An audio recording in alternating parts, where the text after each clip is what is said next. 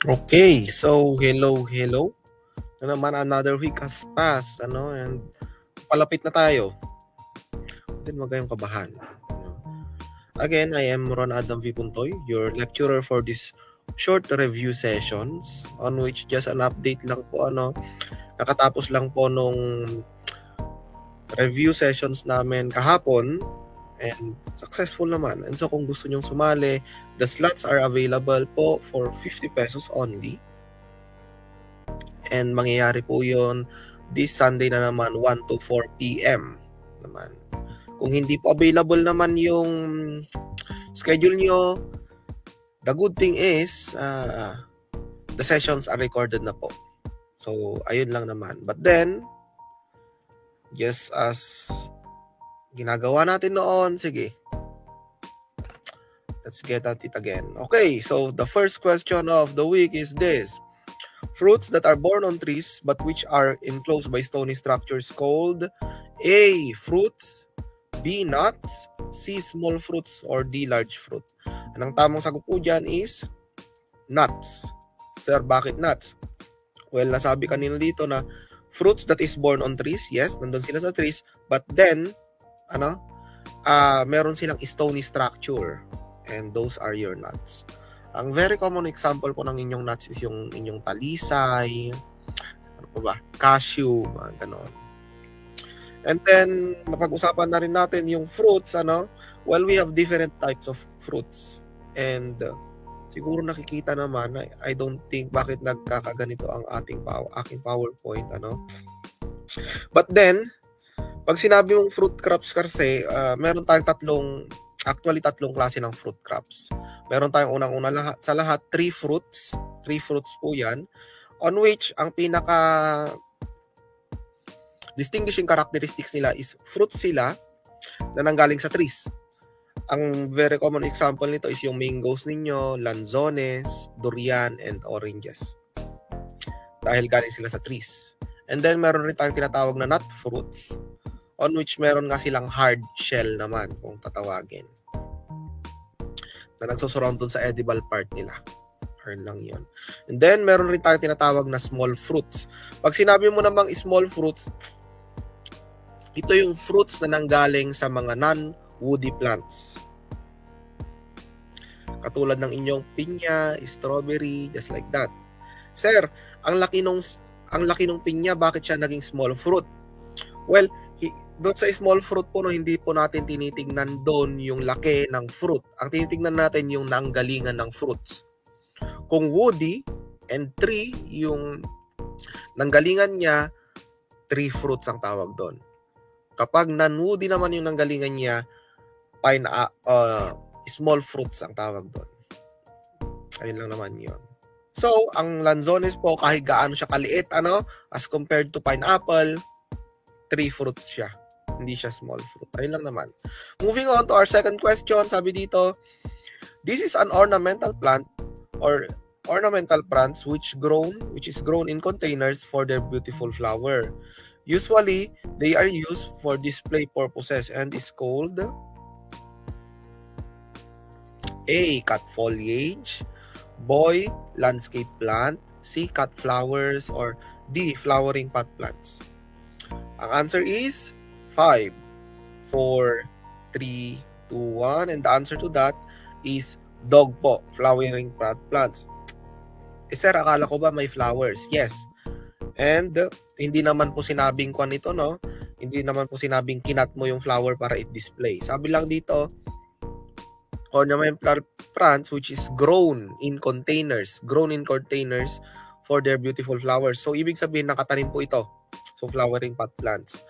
And, nakuha na rin natin to, I-discuss na rin natin ng konti yung ornamentals, which I think I have discussed noon sa review kahapon. So, unang-una sa lahat, ornamentals, naaaninag naman, so pagpasensyahan nyo na hindi ko alam kung bakit nagkakaganito ang aking PowerPoint.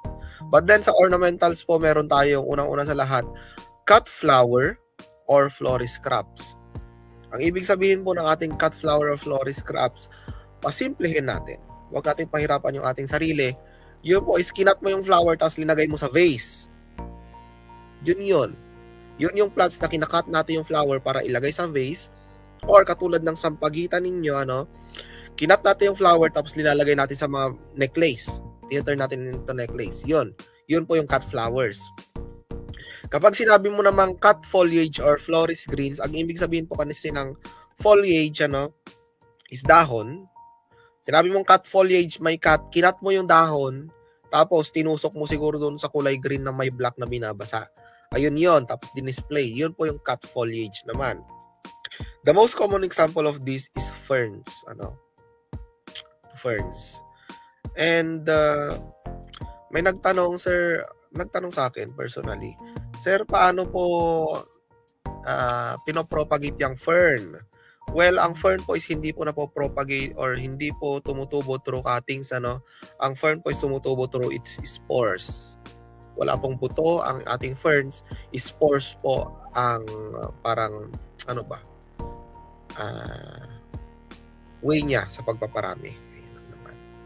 And then we have our flowering pot plants na nga. Ito naman ay yung mga kwan ninyo. Ito naman yung mga pot plants ninyo na nakatanim doon for display purposes because maganda sila. But then, hindi natin sila kinakat. Nakatanim lang sila doon buhay. Doon sa pot. Kaya flowering pot plants. The most common example of that is poinsettia, santan, bougainvillea, ganon. And napag-usapan natin last session, ano, yung flower ng inyong bougainvillea, on which meron siyang specialized leaves, sabi ko nga. And the same thing is true po dito sa features natin, which is the poinsettia. Meron rin siyang specialized leaves, yung kulay red na po na yan. And pag malapit na yung Pasko, siguro sa mga may tanim dyan sa bahay, ano, pag-comment naman kayo dyan kung meron, picturean nyo. Nagte-turn po yan into red. Sir, bakit nagte-turn into red? I'm not really sure, pero dalawang factor lang yan of what I'm sure about. Nagte-turn siya into red because of temperature. Siguro temperature or day length. Yun po yung dalawang yun. And then, meron rin tayong tinatawag na foliage plants. Wala siyang, tignan nyo to, wala siyang cut. Foliage lang. Foliage, ano. On which, mahaba-haba yung kanya, pero kasimplihin natin yung buhay natin. Ito po yung plants na dinidisplay natin because magaganda yung kanyang leaves. Ano? Ibig sabihin, foliage, leaves. Maganda yung leaves niya, pero yung leaves niya hindi natin kinakat, kaya walang cut dyan. Ayun lang naman yun. Okay. Moving on to our second one. I think third question of the week, of the day, of the episode 6 na, no? Which crops is used for brewing non-alcoholic drinks? A, coffee. B, cacao. C, tea. Or D, all of the above. Ang sagot po dyan is all of the above. Well, mostly kasi ng inyong mga itong mga nakakuan dito, mga included dito sa pamimilian natin, ano, is in the group of stimulant crops. Stimulant crops, lalong-lalo yung coffee. Stimulant crop siya, meaning sakit kasi yung Stimulant crop siya, meaning pag ininom mo, well, may stimulate. Katulad na lang ng coffee, hindi ka makakatulog. Ganon. Or gising na gising. Ayun lang naman yun. And yung cacao naman, ayun. And then, tea. Moving on. Also pala, no, na nandyan na rin yung cacao. You should be familiar with this sa processing ng cacao. Kung sino mang nakatikim na dyan ng cacao, no, para siyang santol. But then, yung ginagawa po nating tsokolate doon sa cacao or tableya is yung buto niya. On which, hindi po yun rino-roast agad. Anong ginagawa, sir? Fini-ferment po muna nila, I think, for 7 days. Sir, bakit fini-ferment? Kasi may mataas ang tannin content nung buto ng cacao, on which, sa fermentation process, yun po yung parang nawawala. Bini-break down sa fermentation process. Yung tannins, T-A-N-N-I-N.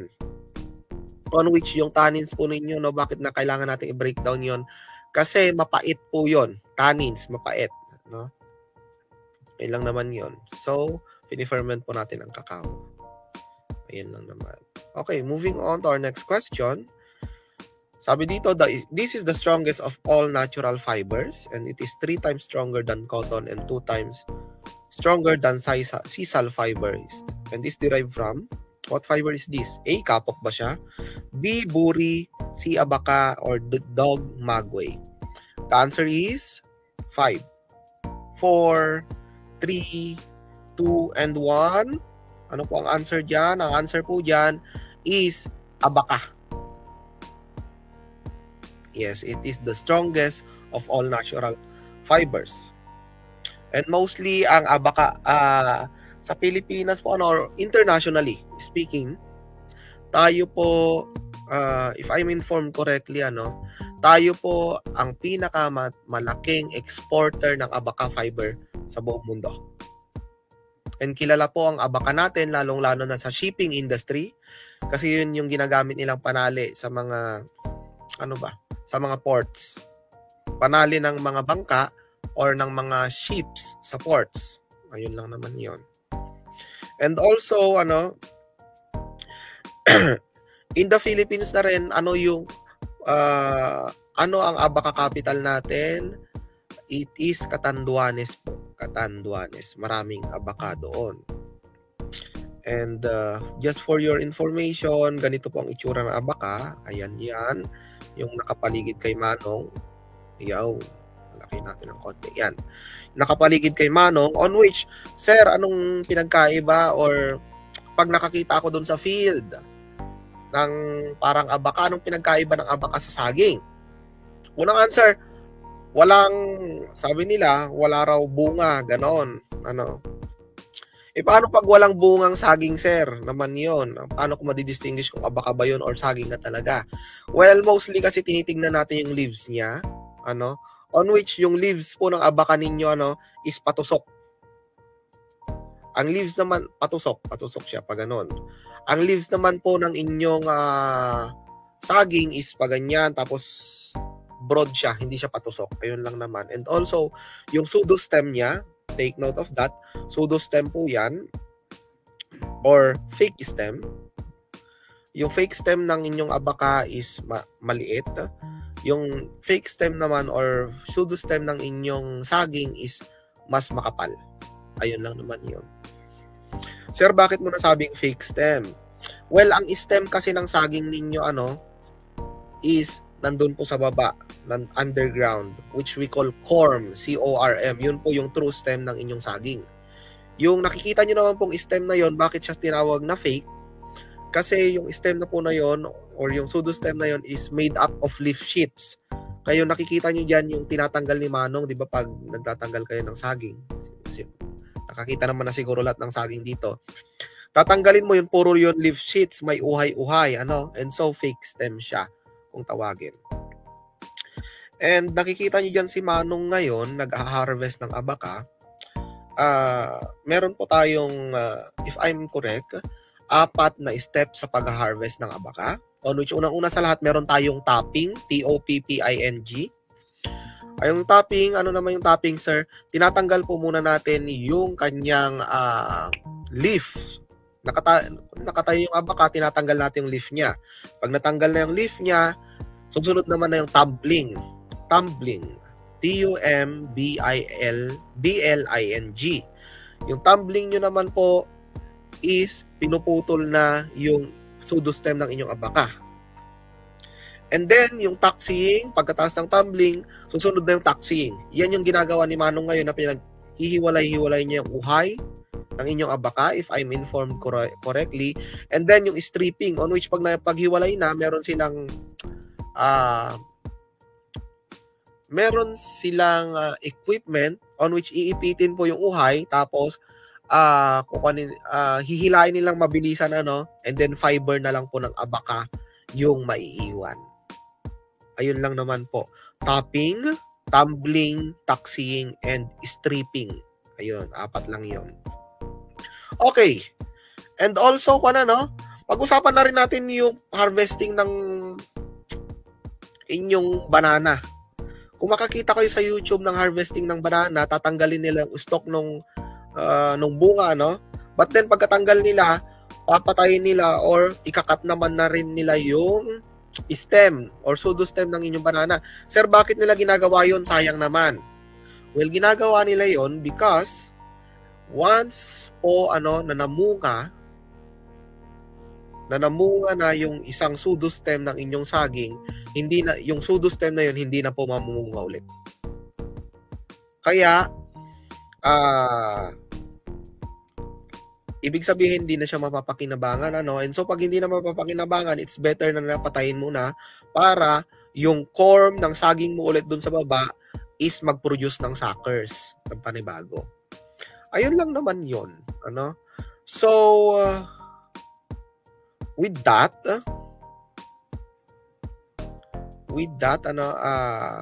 thank you for listening again. Well, it's been 15 minutes na naman or so. Parang masyadong makuan. But then, if you are interested, meron po ulit tayong weekend review sessions this coming Sunday, 1 to 4 p.m. Just PM me na lang, PM me on Facebook or sa page. Okay, sa page. Ayun lang naman po. So, please follow my page and share it na rin sa mga kaibigan yung agriculturist na magtitake rin ng exam. And so, that's all. Thank you for listening. Papasayan ka Agri. Goodbye.